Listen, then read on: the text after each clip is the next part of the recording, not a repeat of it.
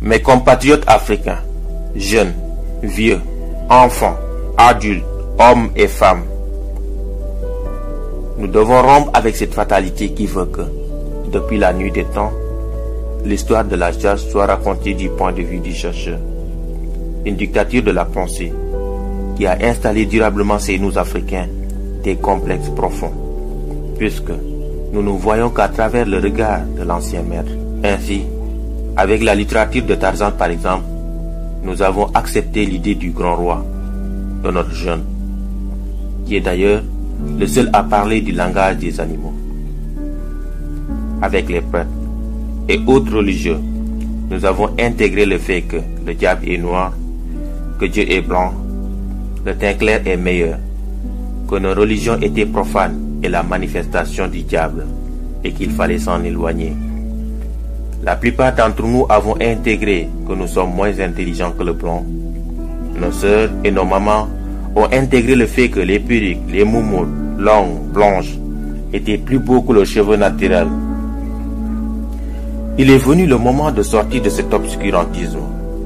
Il est venu le moment pour une jeunesse bien formée et ouverte sur le monde d'élaborer le narratisme des Africains, de raconter notre histoire, de magnifier nos valeurs, de vulgariser notre savoir, bref, de récupérer la parole qui nous a été arrachée et de parler de nous, sans complexe, avec fierté. C'est pourquoi j'encourage les jeunes à produire autant qu'ils le peuvent, que ce soit dans la littérature, la culture, dans le domaine de l'audiovisuel. Les programmes sur nos médias doivent ressembler à nous. Ils doivent refléter nos réalités. Nos feuilletons, nos films, nos jeux doivent ressembler à nous. Fini le mimétisme. Dans le même temps, notre continent pourtant si riche en ressources humaines et minières souffre d'un mal chronique. L'absence de leadership de qualité qui puisse impulser le développement.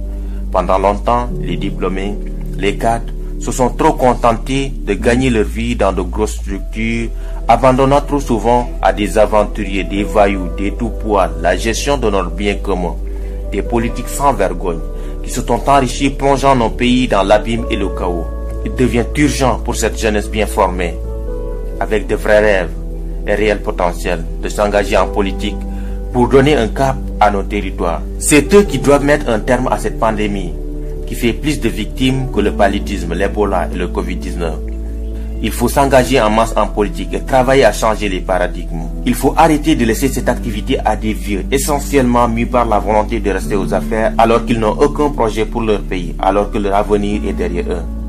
Une chose est certaine, et c'est triste de le dire, ma génération et celle de mes aînés ont échoué à développer l'Afrique. Mais vous les moins jeunes, trouvez-vous moins d'excuses car vous avez les armes pour renverser la vapeur. La balle est dans votre camp.